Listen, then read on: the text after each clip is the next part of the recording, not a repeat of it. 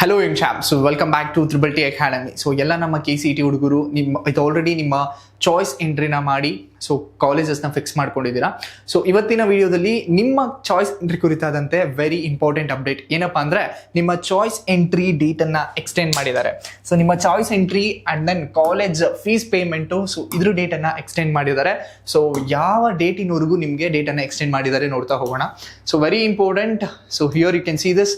ಚಾಯ್ಸ್ಗಳನ್ನು ಆಯ್ಕೆ ಮಾಡುವುದಕ್ಕೆ 28th ಜುಲೈವರೆಗೂ ಡೇಟನ್ನು ಎಕ್ಸ್ಟೆಂಡ್ ಮಾಡಿದ್ದಾರೆ.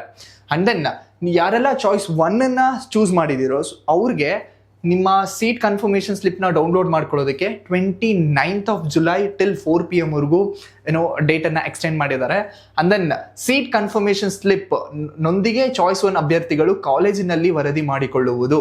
ಸೊ ಇದು 29th ಜುಲೈ 6 PM ವರೆಗೂ ನಿಮಗೆ ಡೇಟನ್ನು ಎಕ್ಸ್ಟೆಂಡ್ ಮಾಡಿದ್ದಾರೆ. ಸೊ 28 ಇಂದ 29th, ಸೊ ಟಿಲ್ 28 and 29 ವರೆಗೂ ನಿಮ್ಮ choice entry, seat confirmations and then fee payment, so ಇದಕ್ಕೆ ಡೇಟನ್ನು ಎಕ್ಸ್ಟೆಂಡ್ ಮಾಡಿದ್ದಾರೆ. Those who have already chosen the choice 1, so please pay your fees and then ಕಾಲೇಜ್ಗೆ ಹೋಗಿ ಅಡ್ಮಿಷನ್ ಆಗಿ ನೀವು ಕನ್ಫರ್ಮೇಷನ್ ಸ್ಲಿಪ್ಪನ್ನು ಅಥವಾ ಅಡ್ಮಿಷನ್ ಆರ್ಡರ್ ಸ್ಲಿಪ್ಪನ್ನು ಡೌನ್ಲೋಡ್ ಮಾಡ್ಕೊಳ್ಳಿ. ಆ್ಯಂಡ್ ದೆನ್ ವೆರಿ ಇಂಪಾರ್ಟೆಂಟ್, ಇಲ್ಲೊಂದು ನೋಟ್ ಕೊಟ್ಟಿದ್ದಾರೆ. This is very important.